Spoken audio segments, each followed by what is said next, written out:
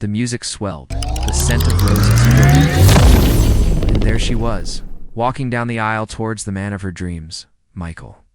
For Sarah, this was at the culmination of a fairy tale romance. The church was packed with smiling friends and family, their faces a blur of happiness. As she reached the altar, Michael took her hand, his eyes sparkling with a love so deep it felt like the safest place on earth. The officiant began, his voice warm and steady. "We are gathered here today," but his words were cut short. Suddenly, the grand church doors burst open. The joyful chatter died instantly, replaced by a stunned silence. Two police officers strode purposefully down the aisle, their faces grim, their steps echoing in the cavernous space. Time seemed to slow down. Whispers erupted, turning into gasps of disbelief.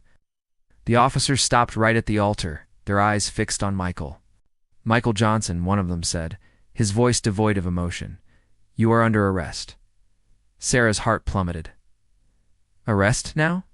It had to be a mistake, a cruel, twisted joke. We looked at Michael, whose face was a mask of confusion and fear. "What is this about?" he asked, his voice shaking slightly. The officer didn't answer, simply pulling out a pair of handcuffs. The metallic click echoed like a gunshot in the silent church. Sarah's mother rushed forward, her face pale. "You can't do this, it's his wedding day." But the officers were resolute, leading a bewildered Michael away from his own wedding, away from his bride. The fairy tale had shattered. The beautiful dream had turned into a public nightmare. Sarah stood frozen, her white dress feeling like a costume in a tragedy. Tears streamed down her face, blurring the shocked faces of her guests.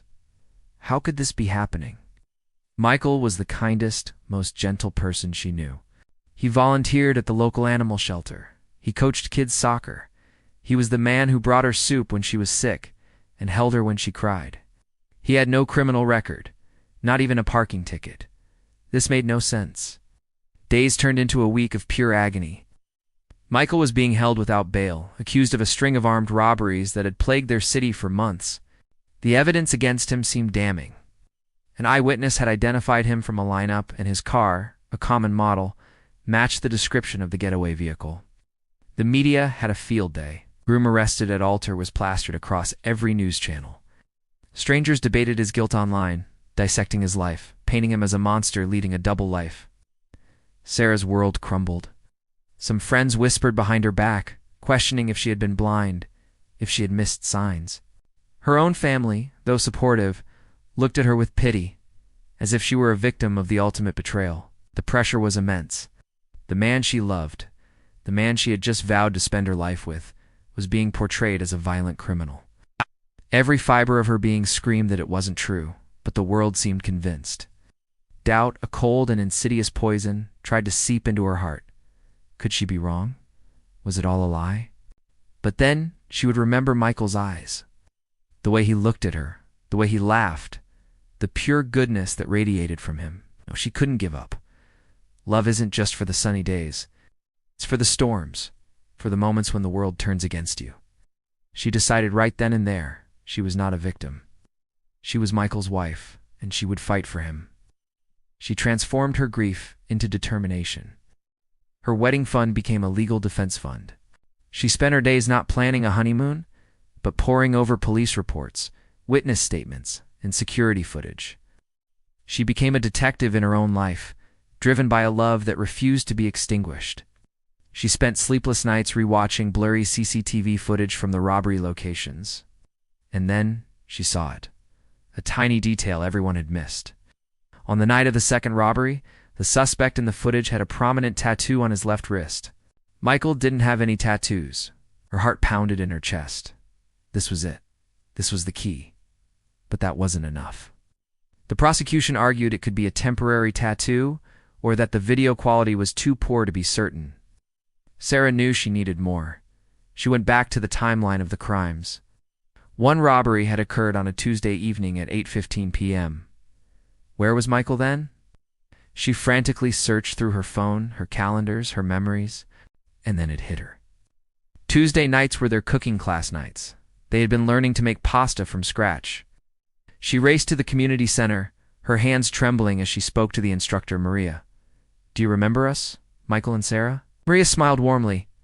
Of course, my star pupils. Michael had a real talent for making fettuccine.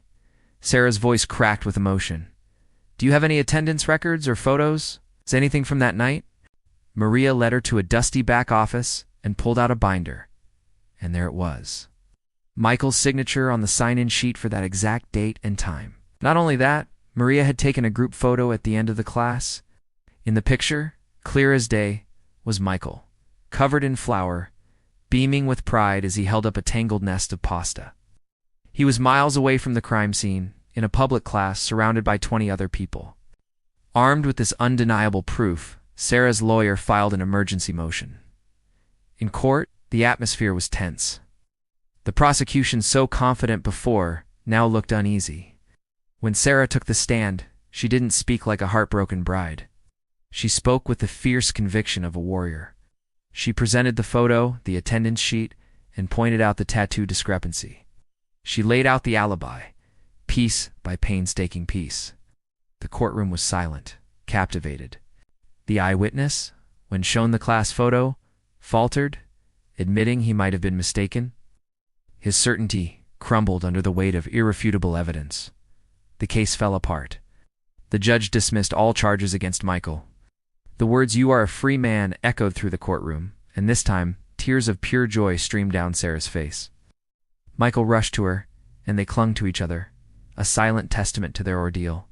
The police later apprehended the real culprit, a man who bore a passing resemblance to Michael and had the distinctive wrist tattoo. Their story didn't end there. They decided to have another wedding, not a grand affair in a church, but an intimate ceremony on a beach at sunset.